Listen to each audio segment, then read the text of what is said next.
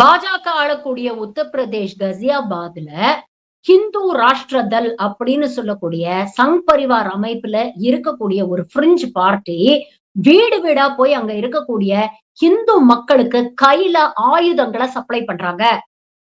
என்ன சொல்லி கொடுக்கறாங்கன்னா, இது உங்க வீட்டுல பாதுகாப்புக்காக வச்சுக்கங்க. யாராவது முல்லா வந்து பிரச்சனை பண்ணானா அவன தாக்கறதுக்கு இது உதவும் அப்படின்னு வெளிப்படையாக ஒரு சிறுபான்மை சமூகத்து மீது வன்முறையை வன்முறையை தூண்ட ஒரு முயற்சி எடுத்திருக்கிறாங்க.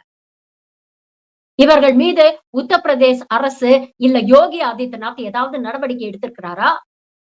திருத்தணியில 4 சிறுவர்கள் ஒரு வடமாநில இந்தியரை தாக்கியதற்காக இந்த சங் பரிவார் கூட்டமும் இவங்களுக்கு அடிமை வேலை பார்க்கிற விஜயும் சீமானும் அவ்வளவு தூரம் சோசியல் மீடியால கொந்தளிக்கிறாங்க.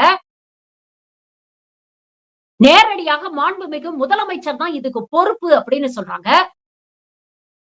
அவர் என்ன வீடு வீடா போய் இந்த மாதிரி வெப்பன் சப்ளை பண்ணாரா? இல்ல உங்கள மாதிரி சினிமால ஆயுதங்களை ஏந்திக்கிட்டு ரத்த கலரியோட பஞ்ச் டயலாக் பேசினாரா? எந்த விதத்துல முதல்வர பொறுப்பு அப்படின்னு சொல்றீங்க?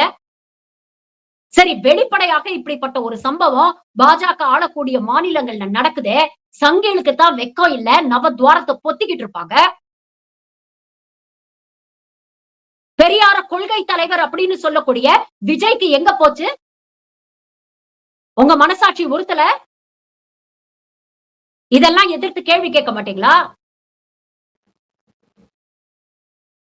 பார்ப்பன கடப்பாரை எடுத்து திராவிட கோட்டையை இடிப்பேன் அப்படின்னு சொன்ன சீமான் ஏன் மௌனமா இருக்காரு? வெளிப்படையாக சிறுபான்மை சமூகத்து மீது வன்முறையை தூண்டிவிட முயற்சி பண்றாங்க.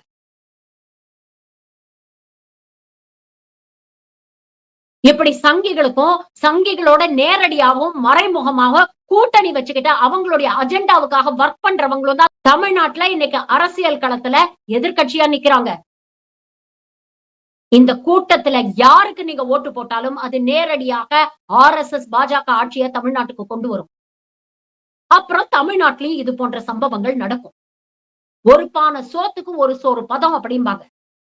திருப்பரம் குன்றம் அப்படிங்கிறது அந்த ஒரு சோறு. யோசிச்சு ஓட்டு போடுங்க.